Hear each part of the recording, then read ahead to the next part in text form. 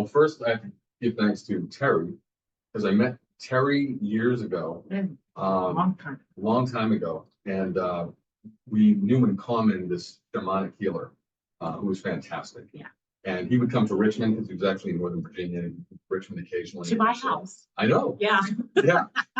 It was wild. So there'd be like 4 or 6 people or whatever that would have a healing. Robin was pretty powerful. Yeah. Yes. And then Terry introduced me to Carol, said, you need to meet this person. So I came to one of the meetings here a long time ago. And then Carol does readings, as you know. So I went to Carol, and I was really in the corporate world at that point. So Carol kept saying, you're a healer. And I said, yeah, thank you so much, Carol. I really appreciate that. The thing is, I'm up for this promotion, and I need to know, should I be going in that direction, or should I, stay where I am in the company? Well, I see you really leaving that. Well, I know, but that's probably 20 years from now. Everything that Carol said was on the money, but as they say, if you're not ready to hear it, you're not ready to hear it. So my life before that had always been about healing. Even as a child in the schoolyard, kids were always coming up to me, asking for advice about things. And I mean, I had some answers and stuff, but I think we all come in with challenges, hopefully, because we learn from all the challenges. One of my challenges was that I was adopted. And that was very curious for me because I'm a researcher. I was a business development strategist for 30 years and loved it. But I was also a metaphysical strategist, and I loved that. So that's why I broke from the corporate world, and I'm completely now in this. But it was from adoption that had me questioning these really big things. So most people were just going about their lives, playing dodgeball, having a great time. And my world was split into 2 because I was actively engaged in doing all the things that everybody was doing. But in the back of my mind, I had this, who am I? Who are my parents? They said they're my parents, but I said I'm adopted. So the word was very, very not comfortable for me. And actually, anytime I heard the word adopted, like the president of the United States, in this year adopted, and all of a sudden I'd be like, looking around thinking, oh my God, that word that came up. So because I was there in this quandary of who am I instinctively, maybe because of what I came in with, started to meditate. I wouldn't have called it meditation back then, but I was trying to soothe the anxiety that I had regarding this question that couldn't be answered. And trust me, I did ask my parents because they told me very young. They told me at the age of 7, which was fantastic. For me to have found out later would have been a disaster because I already knew something was different. I was very different from my entire family, not just the family that I was growing up with, but all of my relatives. I was like the kid who'd say, where did he come from? Oh, is he a friend of the family? Because I was interested in all these things that no one was connecting with. And it forced me to really go within very deep. I had no one to talk to, regarding this stuff. So it did require all like this, what I would call meditation. So I began to use music. I'm a singer, I trained, but I was singing even when I wasn't trained. And singing soothed me. That's really how I communicated. So in high school, I went to a Catholic high school, and one of the things that we had was meditation. And Chariots of Fire was the go-to album that this particular instructor used. I know, it was so great. So I got the album, and I would start meditating at night, going to sleep in 9th grade, listening to Chariots of Fire, imagining things, imagining answers coming to me, imagining I want to be friends with this person, kind of help me out of my shell or whatever. And all of a sudden, these things were happening. And I was like, this is interesting. So I understood that the imagination was a powerful tool. And it was something that we could almost bring changes about in our lives. But again, I didn't have any sort of confirmation of that. I wasn't going to the library getting books on this. I was just learning a little bit about some things that no one else was really discussing at the time and finding it out for myself. Because even with this, the Candle Healer is a site that I developed not reading about what others have done. I can look at where some people have gone in terms of like, smoke, and what that means in the candle glass and stuff like that. But much of what you'll find on my site is really just from me, because I find that I learn best by not knowing much to start with, because I really want to feel like I'm bringing something unique to the process. Because if I'm regurgitating someone else's information, I'm not really helping, because we all do that. Because I heard like you're a tarot card reader. So you're bringing your own interpretation, your own unique perspective to this. And that's what people want from someone. They wouldn't want to read it, go to somebody and just get it out of the book in the same way. They want to know what your particular experiences are that actually brought them to you. Because I look at it that in some ways, people find us because we've already put things out there into the ether. And then they connect with us. They could go to any particular reader, but they chose this person. And so I feel like there's been some pre-paving along the way that has helped put that into focus. So through high school, I was doing a lot of that. And then in college, I had this epiphany. And because now I understood meditation. Now I was, really getting into it like for an hour and a half a day. And my technique is very different than others. So I'll just tell you what it is. I mean, my technique is I hope to fall asleep. So I know, I want to go out because then I wake up, but I'm not awake. So I'm awake, but I'm not awake. I'm not opening up my eyes. I'm in this sort of lucid state. And that's the easiest way that I can get to that. And I don't know whether it's alpha, beta, whatever it is, I'm not sure. But I know that's when all of a sudden the neural synaptic things that are going on in my head are just wild. This is where you're seeing the matrix and stuff like that. It's like, but I can't get there by willing it. That's why I have to get into this sort of numb state, and then all of a sudden it presents itself to me. So that's kind of what Carol's going to show this video. So this video I created in 2002, which seems like yesterday to me, but decades have passed. So back in 2002, I bought a website called the Life Coach Online. It failed miserably. No one knew what life coaching was. It's ridiculous amounts of money to be online doing virtual, because no one was doing virtual. I had a site called Mega Meeting. They don't even exist anymore. But it was like $450 a month, I think, to do the Mega Meeting, because back then we were paying for bandwidth. If you remember, there was no DSL. It was like dial-up kind of stuff, So anyway, what ended up happening was I had this vision, and this particular vision, and Carol will show you this video in a second, but this video came to me in this dream, and then I was compelled to create.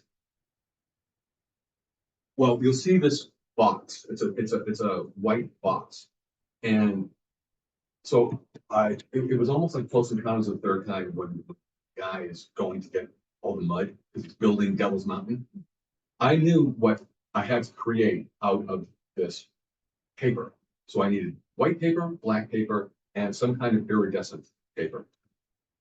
And I got a table out and I cut these things because I had to make this interesting convex.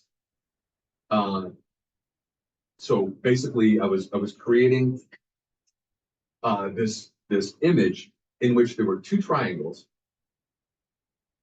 but it was convex in this way inside this box, and above it was this iridescent piece of triangle. And below it was this black triangle, framed by this white box.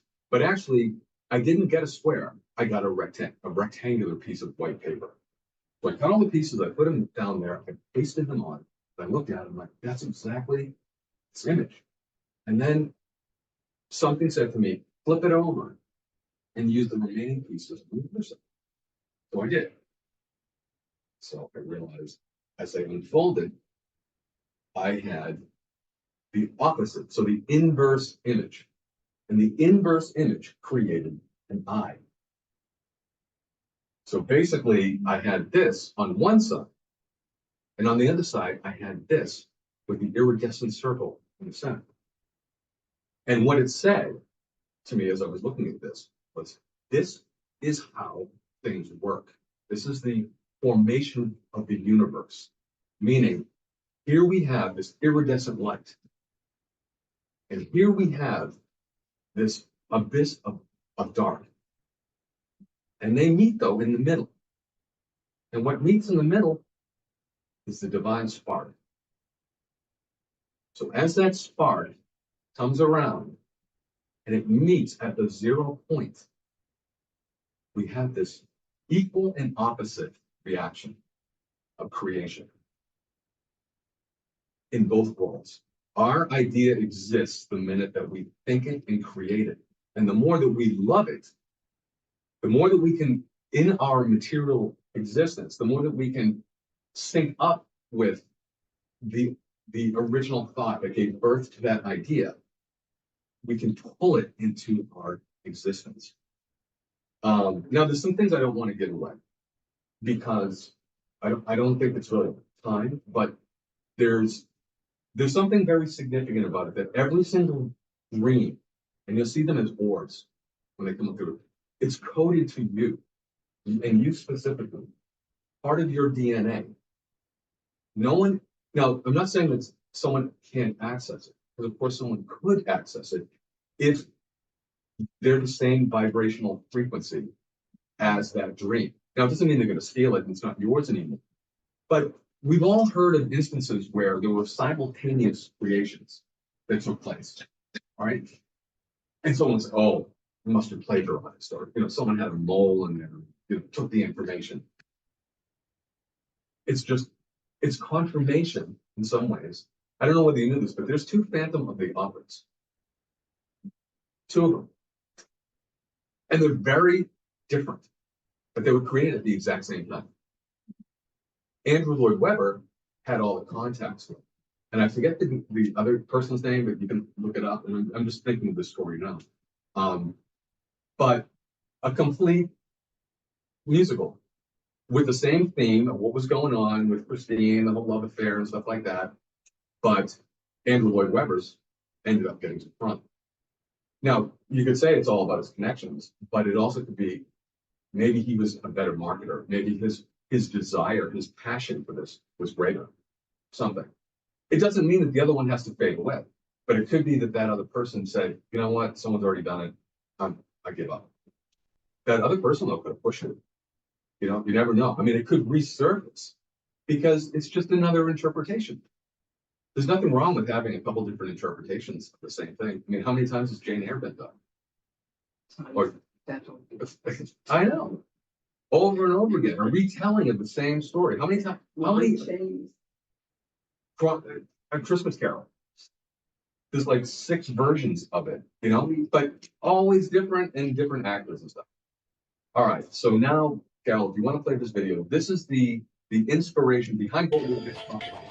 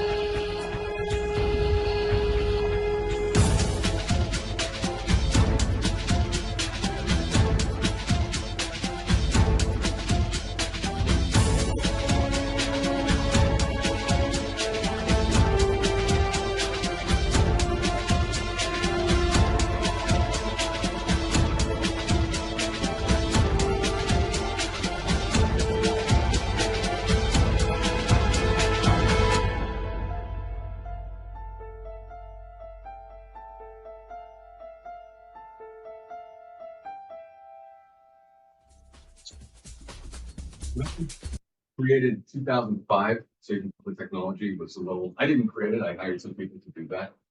But I couldn't. They totally hit the mark for me to explain what I had seen because I can't draw.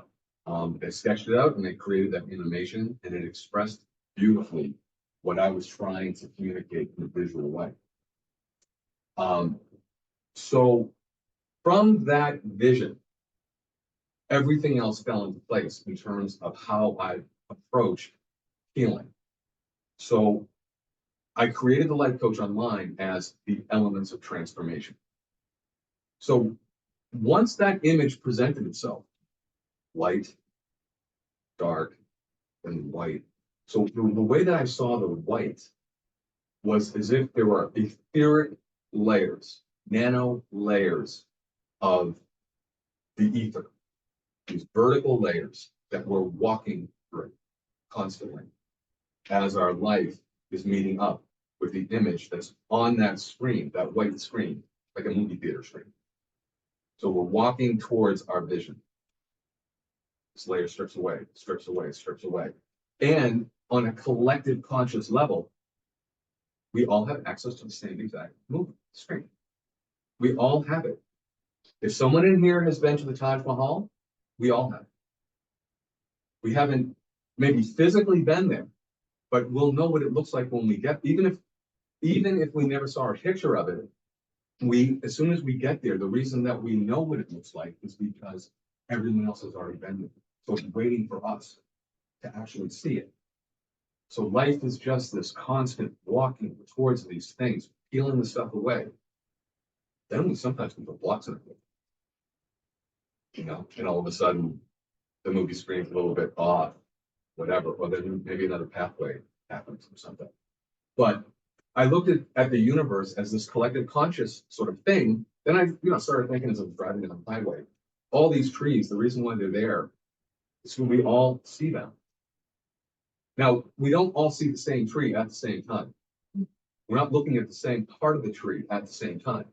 But all of these things belong to us collectively. Everything is there because no matter where we are in the universe, we all know this stuff. We all know it. Even different galaxies or universes or whatever. We haven't been there physically, but there's someone there who is there who's communicating with our cells. So our cells are constantly getting all of this information.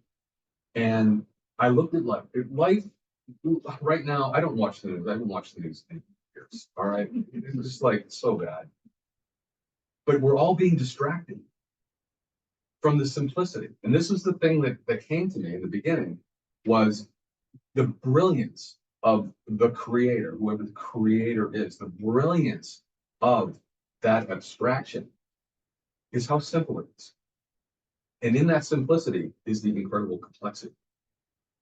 It is the most complicated design because it's embedded in geometry, in music, number, color.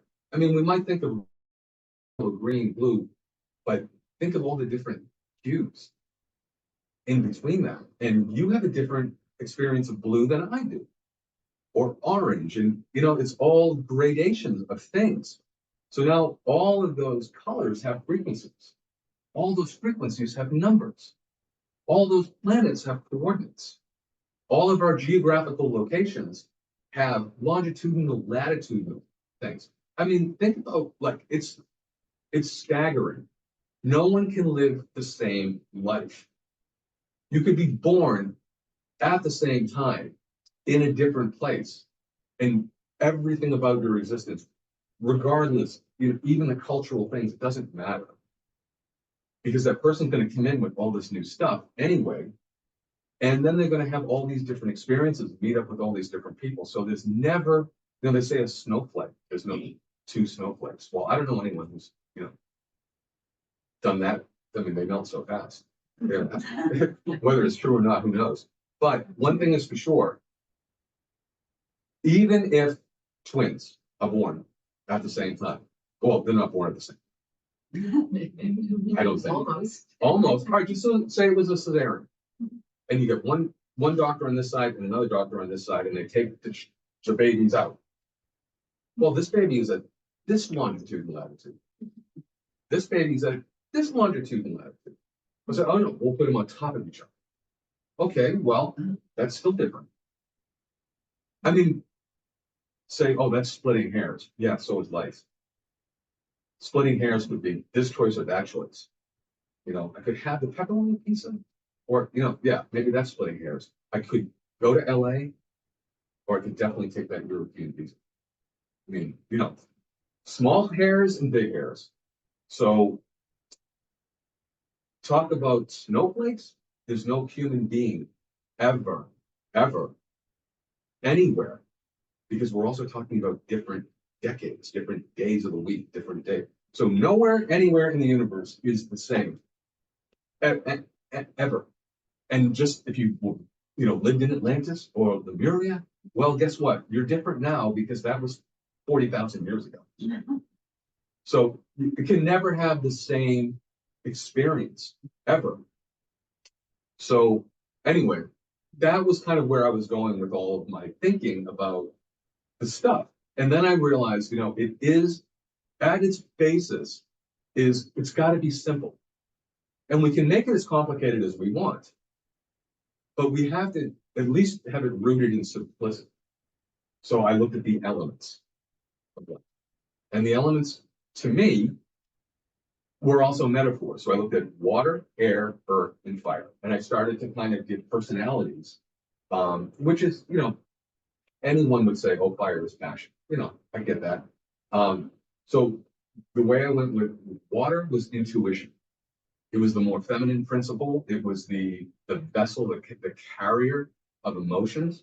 And then I brought it into the conflict resolution with water. For me, was separation versus connection. So we either feel connected in this vessel to everything else, or we feel isolated and alone. Now, our higher self, even if we're just connected with our higher self, at least we're connected.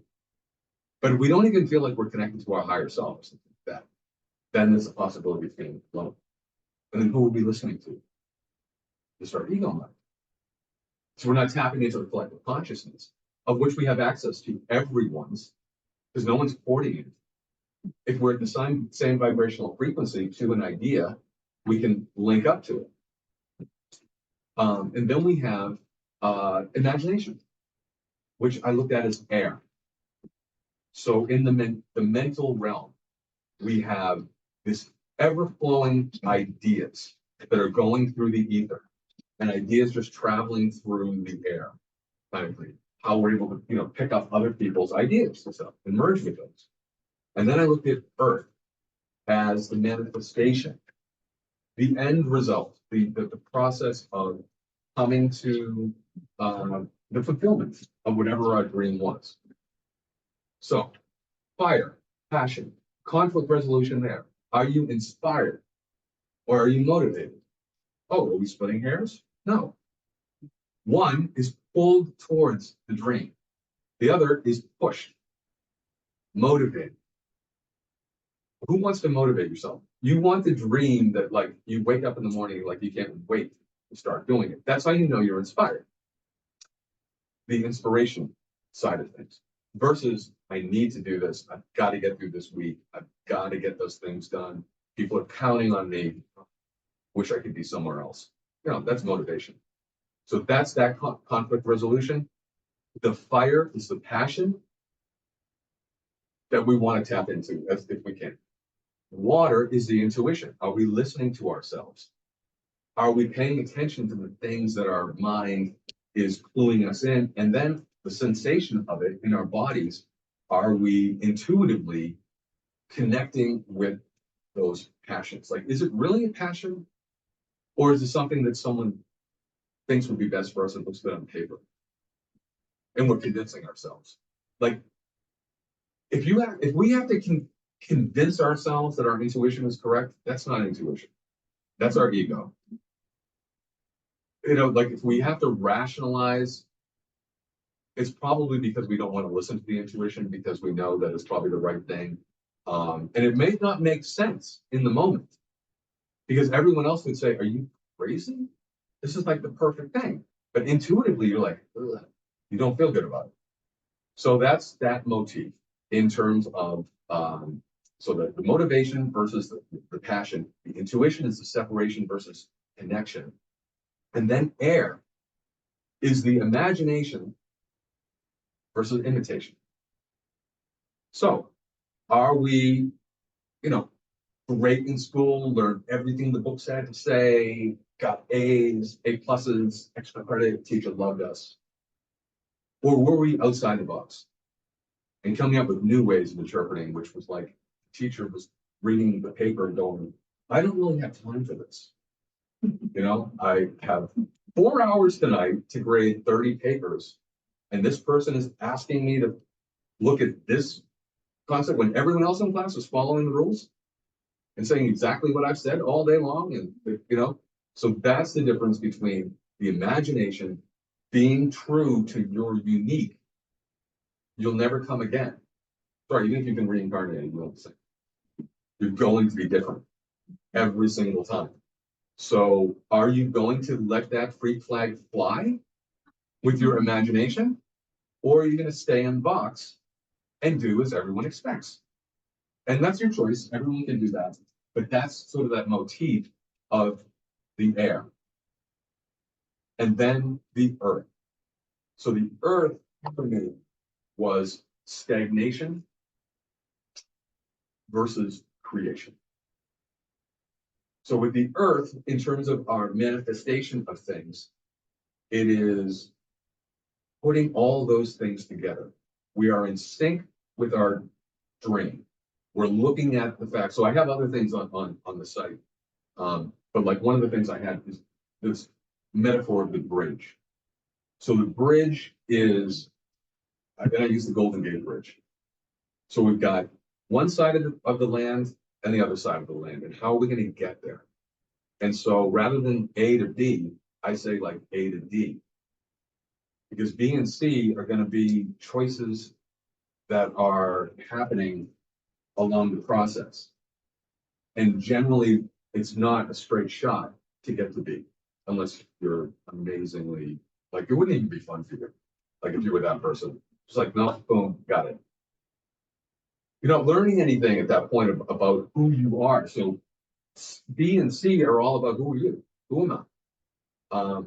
How am I getting there? How am I playing with the elements? Am I being true to the element? Am I being true to my intuition? Am I being true to what my dream is, my imagination? Am I being true to really loving what I want to do? Or am I doing it because it's good on paper and I feel like it's great for my family or whatever? So that's how this whole thing started. And so I loved the talking through things because I would always pick up from people. I would know from them in a few minutes which of those elements was not up to speed for whatever reason. And it would just be through talking. And so I created a color coding system. So fire was red, imagination was green, water was blue, and earth was brown. And then I had the spirit or love as yellow. So that was that little ball that came down, the spirit kind of thing. That was yellow. And so I would find out through the conversation where somebody was in their creation cycle. Because some people can have unbelievably great dreams. They can have absolute terrific passion, but not listen to themselves. And go with a business partner who takes all their money. Or they can have the most amazing ideas.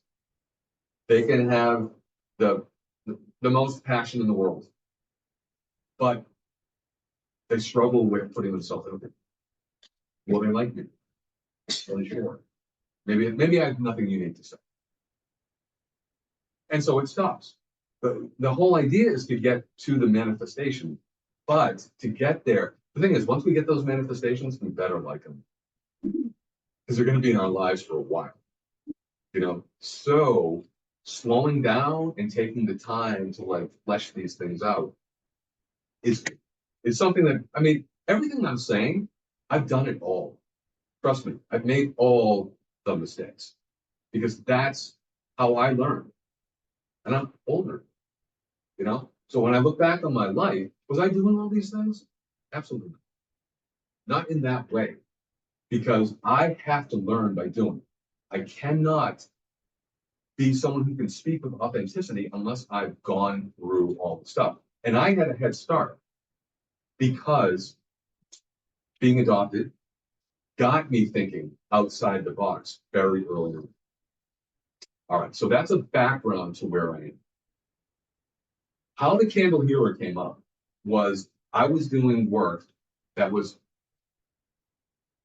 working with pets and people. So one of the things that I found out I could do was heal people remotely. And this is something that 10 years ago, I would have been like, no, I can't do that. Like Robin, so Robin was a shaman. Robin would do remote work. I would never go to him remotely. I wanted to be there. And he was like, you don't have to be here. I'm like, no, I have to be there. You know, I wasn't there yet. So did I know all this stuff? Had my ego mind written all this stuff? And yeah. But was I there in terms of my understanding, my complete belief and knowing and all that kind of stuff about everything that had come to me in that vision? No, that was a process. Like literally that took me time to get up to speed with all of it, because it's one thing to have, you know, information that comes to you, but it's another thing to actually know it. So it was a trial and error process. And there were things that I would have said, absolutely not. I can't be healed from a distance. But sure enough, we've done it. Has anyone here like had a remote healing? Yeah. Was it effective for you? Yeah. Did you believe it in the beginning? Like, say, so whenever you had the remote healing, a few years before that, would you have been comfortable with it? Yeah, I think so. You would have. Yeah. Different generation.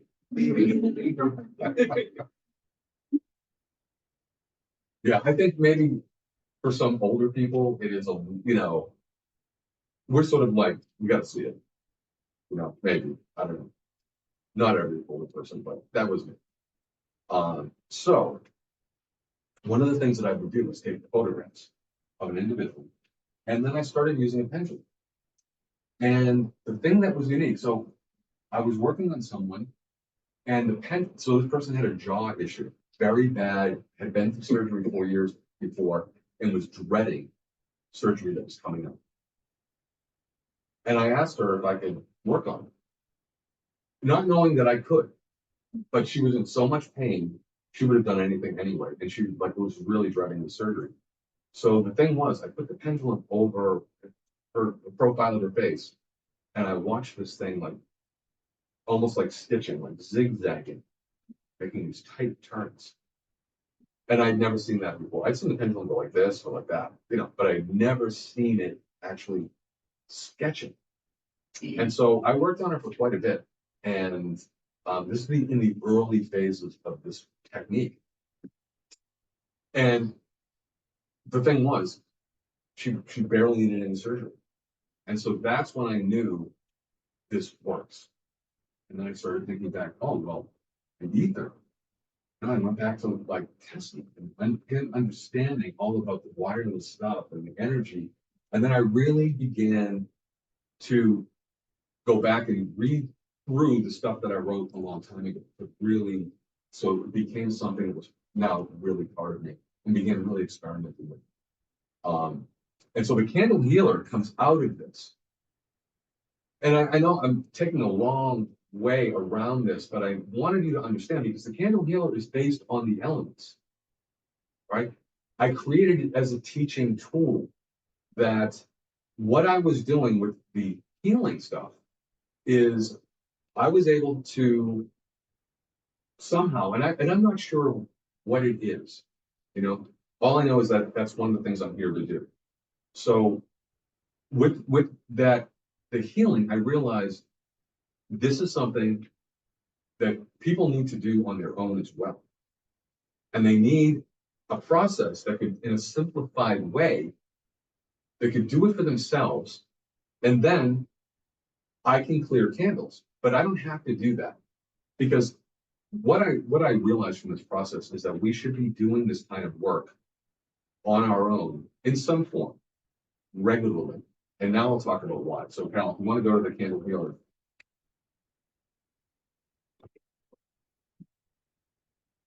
Do you mean the The candle healer, yeah, the website.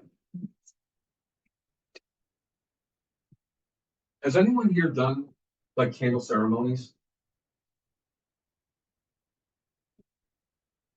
not You like? the candle creating Oh yeah, it should be on the if you go to the Microsoft. the downloads? No, well you can go to the downloads. Okay. And And if you want to hit the, I guess that movie, the first one, the top ing. mhm. Yeah.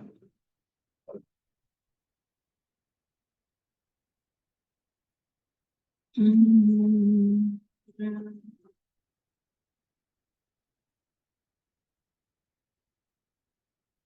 sure. Yeah, I think you double click it.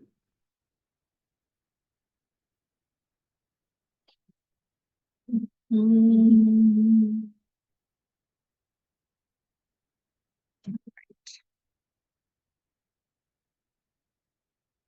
not happening. Double click. I am. How about a different one? Oh, there we go. Okay. Carol, you can pause that for a second. All right, so this is like um, one of my own healings. So has anyone ever used like one of these candles? All right. The aquarium has a great collection of candles. There's probably other places in town, but the aquarium has great ones. The reason why I like these, and I also have gotten other ones before where there's actually like glitter or herbs at the top, is because when this whole candle healing process is about setting an intention for whatever it is that is of desire to you, and then spending, because these are like, say, 5 to 7 days it's going to take to burn. And, you know, I don't like to blow out a candle once I start the candle process. So maybe you put it on a piece of tile or something. You just have to be comfortable with this, or maybe, you know, I don't, maybe put it in the garage or something. Or I just don't think that it's a good thing for a candle healing. And I'm sure there's other people that would say completely the opposite of what I'm saying. But I just feel like once you start the process, you need to see it through all the way. And this is your time to communicate with your candle. This candle, to me, represents the elements, all 4 elements, because you're going to have the candle flame, fire. Very soon after lighting it, you're going to see the little wax starting to. Now you get the water, the liquid side. You've got the, you know, these things. Now I rarely use candles that have all of that there. I like it sort of to have the glitter at the top with the herbs at the top. That is it's part of the earth there. But this is all the earth too. This glass, the candle itself represents the earth. And then you've got the evaporative air, the smoke that's coming up. And you really want to spend, like, this is something, I know some people, I've been to shops before and because I wanted to do some seminars, and they've been like, we just light it and leave it. Okay, that's how we do this. Like, please, no, that's missing out on all the opportunity to connect with this extension of you. It's almost like when you get the candle, it's you. And you're doing your meditation and everything for this 5 to 7 days in the vicinity. Hopefully you do it, if you can, in a room where you can go and meditate with your candle. You want to love your candle. As much as you love your intention, you want to love your candle, because it's going to let you know where you are in relationship to your intention. So, a fascinating thing, the more I look, I never looked at candles in this way, but I'm looking at the flame, and I noticed, you've got the arc. And the arc is going to be colored, like a yellow or, but, and you'll have to do this when you get home, or at a time when you get a candle. There's a little translucent arc at the wick. Have anyone noticed this before? Check it out. It's really cool. It's a translucent arc that supports this other arc. The way I approach the candle healing is that translucent arc is you. And this color up here is you. One's your higher self, and the other one's your ego. So this is propelling you. This is supporting you. The translucence is you. But the yellowish thing is also you. So now you want to look at the height of the flame. You want to look at, is the flame moving around? So you want to see, is there actually other color in it? Now, I have read that blue in the flame represents a spiritual connection, that there's help coming. You can also see a dancing flame. And so it's how you want to interpret it. I put a lot of information on the site, and you can read it and say, I'm not sure. Bring whatever you want to your own candle healing. The way that I've always interpreted flame, when it's dancing around and it's erratic, is that maybe that is us, our ego self, fighting our intention. Or, I'm not really into, I don't get into magic in that way. I have the utmost of respect for the elements. I don't command them, ever. I work with them as beneficent, because the elements are just like human beings. They have good ones and they're bad ones. And so when I come to this, it's through absolute love, total appreciation. The only elements I want working with me are for the light, meaning the benevolent side. I'm not going to command anything to do my bidding. So, there's all different kinds. So we are doing magic. It is a form of magic in some way.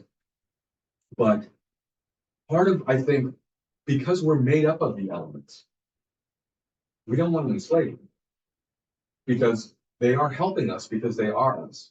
They came before we did. So they are in that astral realm, as we are too. And they're kind of coming through and working through us. And part of, I don't know, are any of you familiar with like Rudolf Steiner? So his big thing is about transmutation of ourselves. And fire is kind of, because basically, first, if we look at the biblical stuff, in the sense of it being an allegorical testimony to the creation of the universe, let there be light. And so out of the void, out of the black, out of the dark, out of the vessel came light. So the interesting thing with that is technically we live in darkness, but it's the luminescence that allows us to see things and gain perspective from things. If we didn't have the light, we would be bumping into each other. It's the light that actually gives the depth, the perspective, all of that. And so we have to honor it. But like in the Steiner work, we can't hoard it. So like, now, obviously, we can't do everything. I see this candle, I can bless it, no, I can think about it and let it go. Like, because you're walking down the street, you're seeing everything. But in some ways, we're supposed to identify and love the fact that we get to see these things and experience them. But then we're supposed to release them. send them home. Because in that work, in the astral realm, it's that they came to participate with us, but they didn't want to get trapped within us. And it's sort of like that, beingness of everything and nothing. It's sort of like to experience the manifestation and then let it go. So I look at this process as letting a lot go of things that are in our way. And the candle lets us know, is there something in our way? Because maybe there isn't. So as this candle is melting, you'll see the glitter and the herbs moving around. Now, the first time I did it, it was like freak out mode. Because what I describe on the site is you can pick wherever you want to divide your candle in half. So basically I suggest you take a magic marker and you just put it on the lip. That's going to be your medium point. And it doesn't matter, it doesn't have to be right down the center of this, it could be like that. But you have to decide. Now also, think about this. Sometimes a candle will burn and go out. All right, and you're like, oh, that candle maker sucks. I want my money back. Well, what I say to that is, if there were 10 candles up there, we chose that one. What's that saying? There are no accidents. There are none. So as long as we take responsibility for the process, then we're engaged all the way through.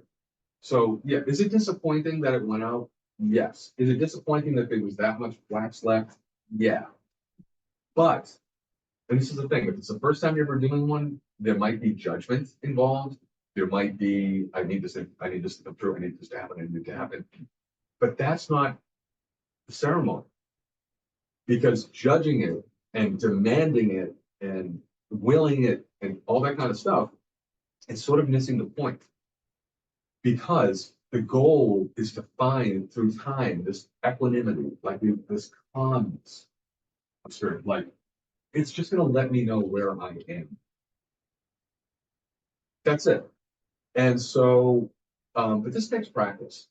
Because I know, like, when I first started doing it, I was sort of like, oh my God, because I got this thing divided here. And so then I would, look in. And so when you divide it, the left side represents the right side is the future. So the things that, as it's burning down, the glitter is going to be moving all around.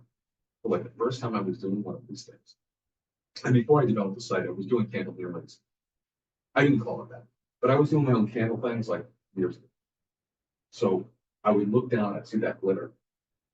It was over the future. I didn't want that. Like, oh my God, what am I doing wrong here? Because I wanted it over there. I needed to go over there. So then I started talking to my candle. And like getting into harmony with the candle. And I'm not kidding you. When you do this, you will find out that the stuff will move. All right. I had another, I only sent Carol this a handful of photos, but I've had, this was a long time ago. I was doing a candle healing inappropriately, meaning I didn't know what I was doing at all. And it was a very powerful healing, but I wasn't aware of the power that I was putting into this thing. And it did not like that. And so basically the wick moved over to the side of the glass and it cracked. And I'll tell you how I know it did, like, because I wrote an intention that I put the candle on top of. And it was a beautiful intention. So I thought, so good things and stuff like that. But because I wasn't doing it properly, that's what I said. I have to learn by getting slapped around. And so basically, because I was not putting the respect to the elements in the way that I wanted them to. And it was my first ever, like it was 2010. crack down at the bottom, wax leaked out on my name because I signed it, Mark. Leaked out on my name. Yep. And it was a protection candle. I know. I know. And it kind of freaked me out a little bit. And then I realized I did it incorrectly. Because my ego was involved and I was judging it. And, so I was a novice to this stuff, but I learned quickly on that. So, a healing that I was doing, this is like maybe 3 years ago. It had little wood chips in the top, like little splinters of wood. Well, one of them caught on fire and it was moving to the side of the glass. And I was really freaked out by that. So I started talking to the candle. And I started meditating with the candle and getting in touch with fire and passion. And I'm not kidding you, because this is what I want you to experience for yourselves. That piece of wood, it didn't happen like this, but it started to float down. I have another one. There's a picture in there somewhere of the wick doing this again. And I was like, oh no, please no. But it moved back to the side.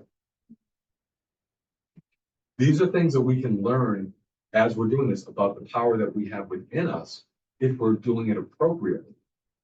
That the elements will show us that they are working with us, that we are being heard. So as the candle burns down, you've got all this glitter, you've got all this woody kind of stuff on the top of it. Whatever falls on the left-hand side, I like it. And I like it for you as well. Because that is kind of like you burned away a lot of the stuff that was letting you know it was blocking the intention or whatever. Now, pieces of wick and stuff like that, that's even better when that stuff falls over this way. When it goes over the right-hand side, it's not like this is, oh, it didn't work. It just means there's probably other things in there that need to be addressed. The thing is, we never get this done, ever. There's not one intention that is like, oh, great, I'm all set now, I got that. Like, it's constantly, like, if we're meditating and other kinds of things, we have to do it on a regular basis because the transmutation of these elements has to happen all the time. So if we look at the candle, we get the fire, which is sort of like, it's like the combustion. So we get that. We've got in the air this evaporation. In the water or the wax pool, we've got this mixture.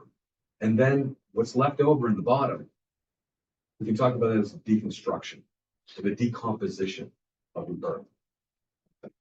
So Carol, if you want to play this was at the end of one of the ceremonies. This is going back a few years, but you can kind of see the translucence, right? So you can see the orange above. Well, the flame is that whole thing.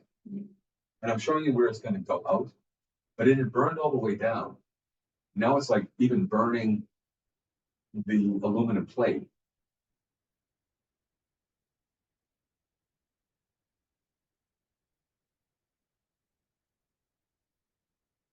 I love that flash. It was sort of like, because that's our higher self going up, and then that white smoke that's gone up. And so what we want in the glass itself, if at all possible, we want it to be as clear. Now there's always going to be a little smoke residue inside, probably. If it's black, all I'm going to say is maybe you want to take a break, breather, and come back to that, because it's generally not a positive sign. Now you may have burned off a lot of stuff, so that's a good thing. But it does mean that there's layers of things that aren't necessarily being fully addressed. Carol, I want to go to a different movie. There's one, I don't know the number of it. No, it would be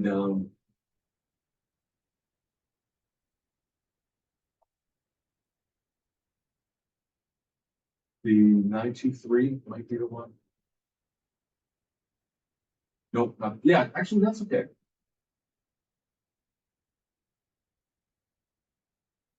All right, I'm showing that one because look how close that flame is. Now that's a big flame. All right, I did have a lot of intention going into this candle. But I was also very freaked out because the wick had moved, over to the side. So it went from the center and moved over to the side of the flames. The happy ending to the story is it did move back.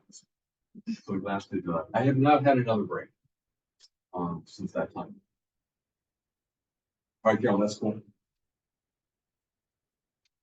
And then it scrolled down a little bit. The second one, maybe the 9-2. Yeah.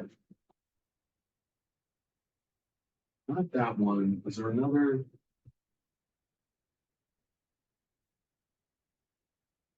Maybe a little further down?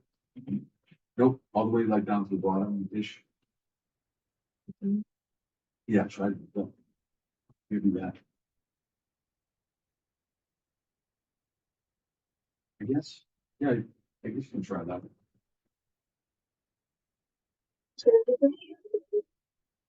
Okay, all right. If you want to, yeah, that wasn't good. So that was somebody that I did like the candle healing for. There, see how black that is? Yeah.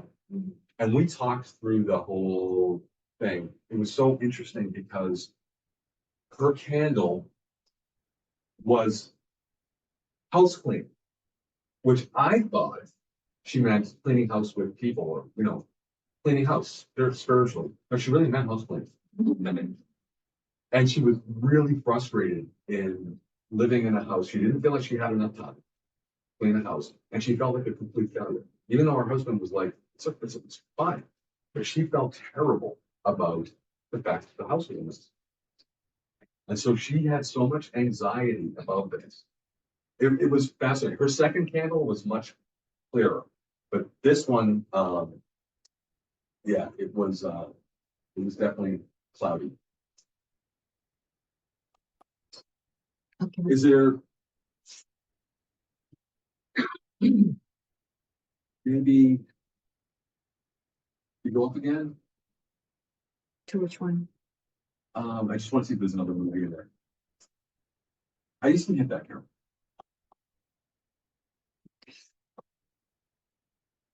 Yeah, so both. There you go. Sorry, this is a new computer for me, so.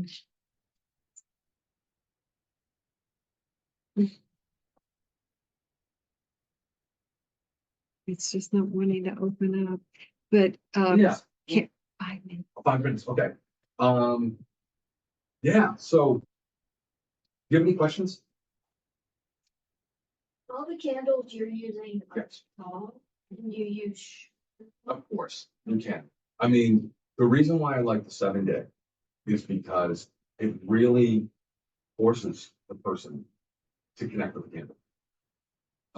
Because you want to be almost talking to it. Like I talk to the candle. I look at the candle as an extension of me when I'm doing this process because, like I said, that translucence in the bottom of that arc is your higher self, and then you get the support of your ego self. Sometimes what will happen, and that's unfortunately we don't have the video there, but sometimes your candle will split in two. And that's interesting because it's almost like, are you fighting with yourself on this? It can teach the person so much about where they're at. Also, by watching the candle process, puffs of smoke can leave. And it's so interesting when that happens. And that to me is sort of like an energetic release of the block. And every time that kind of thing happens, it's almost like, wow, I did that. And Mark, tall candles are also sold at the Latina markets.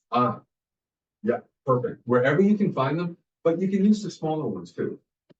It's just that this will give you at least 5 days, and because you get to watch it the whole time and you can see, is there wax residue left on the side, and which side is it?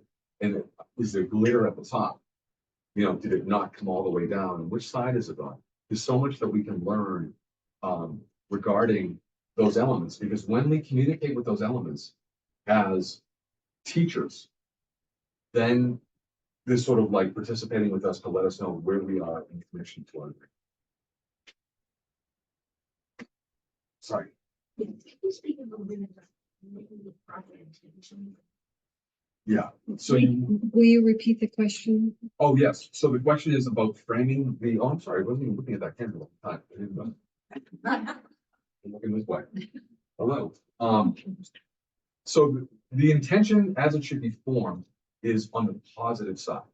So our words are incredibly powerful. And now especially, I mean, we're at the end of an age, beginning of a new age kind of thing. Our words, everything that we say is taking on a lot more weight. So when we frame an intention, it should be from the positive side. So we even want to spend some time writing that down so that we know, oh, that is framed in the most positive light. Because when we work with the elements, we want them to be attracting the benevolent ones of the, say, so water works with the Indians. And you can look that up. That's kind of like the mermaids and stuff like that. Then we've got the sylphs with air. Then on the earth side, we've got the gnomes and the fairies and the elves. And on the fire side, we've got salamanders. So to kind of connect with all of those different energies, so we want to, when we speak to that, we want to be saying it in the most positive light possible. So that if it's money, that we see money flowing into our lives and coming in for the highest use of. However you want to write it, but it's definitely not on that negative side, like getting rid of something. Even if it's a protection thing or something, it wouldn't be about, I want that person out of my life.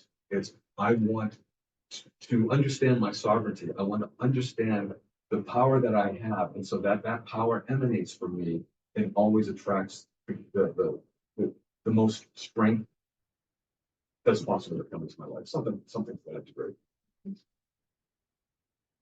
I have a question. One I'll ask right now. So, has anyone ever suggested, or maybe if you're ready for this, but your design, the geometric design, to me looks like a wormhole, which kind of is like mind blowing, like the way it goes on something in the darkness. It's like, Oh, you mean this thing? yeah. I've never showed it before. This is the first time I've actually showed it. I mean, I have it on the website, but I've never showed it. It looks like a wormhole. It's one that. Which is so universal. Someone that goes, but it's called their name. It looks, she drives. Yeah. It's weird. And Well- the light in the darkness, it's sort of like. Yeah. Well, thank you. I mean, that to me, I never showed it because it was really almost like the most sacred thing that I've ever created, because it's an amalgamation of everything that I've built, really everything that I've done since then on the healing side from that alone. Because once I understood the simplicity of really where those things were, and then putting all the different metaphors in to what those elements represented, and then looking at sacred geometry, flower of life and all that kind of stuff, I realized that the brilliance of the creator, the master architect, whoever that is so absolutely loving to have given us, like, we can never figure it out. We can understand a piece of it in this life, but we can never understand the complexity of it, because like that can actually be brought, like the wormhole idea.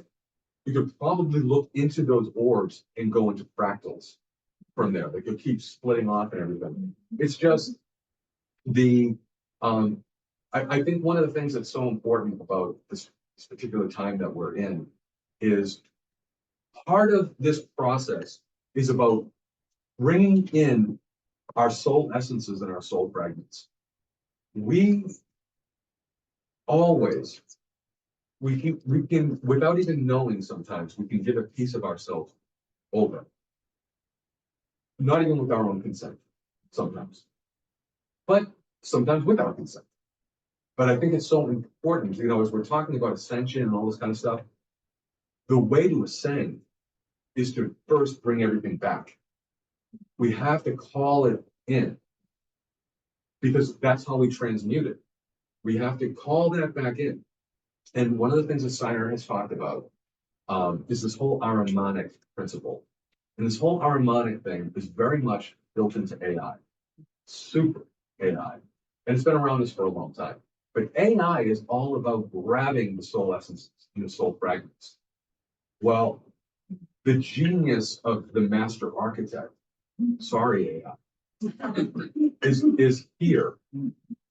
And we have to be selfish to preserve our consciousness and our humanity by identifying again with the things that are the principal building blocks of the universe, which AI hates. Hates. That's the whole harmonic thing. It hates humanity because we're creators. We are imbued with these elements. We have all of this inside of us. This is just a representation of who we are. That's why the process, I think, is so powerful, because we get to see in a different way who we really are here. Sorry, camera. Yeah, 1 minute. All right. So bottom line is that we have a lot going on inside of ourselves. We have a responsibility. If we are ready to move forward, ascension is not given. We earn it because our soul demands it if we're going to go on. We don't have a choice because the choice is ours, like to embrace it or not. So this is just one tool. My other websites are about the healing kind of thing. I do healing stuff with candle based on what's ever left on the bottom to clear that out. But you can do this on your own. And the whole website has all that information. There's a whole candle healing process built into the website, thecandlehealer.com. And what's the website? The Candle Healer, thecandlehealer.com. Thank you, everybody.